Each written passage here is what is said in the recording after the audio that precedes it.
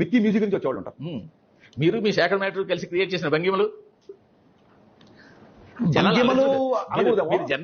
భంగిమలు అనేది మళ్ళీ మీరు యువతను తప్పుదో పట్టిస్తున్నారు. భంగిమలు కాదు, సరదాగా కలోక్య లాంగ్వేజ్ లో స్టెప్స్ అనొచ్చు, డాన్స్ మూమెంట్స్ అనొచ్చు. డాన్స్ మూమెంట్స్ అనండి. తెలుగు రాకపోతే అలా ఉంటుంది. ఎవరు ఎలా తీసుకుంటారో తెలియదు కాబట్టి డాన్స్ మూమెంట్స్ అనండి. శేఖర్ కమ్ములు గారి గోదావరి లాంటి గొప్ప సినిమాలో కూడా హైదరాబాద్ వచ్చిన మంచి కుటుంబం నుంచి వచ్చిన అమ్మాయి పాడుతుంది, లంగరేసిన ఆశచావని రంగసాని చాటు పిలుపులు అని. సుందరమూర్తి గారు రాశారు, పెద్ద ఆయన గొప్ప కవిత రాసిన అందులో రాశాడు. సుందరమూర్తి గారు శివుని నయన త్రయలాస్యం నాట్యం అని రాశాడు.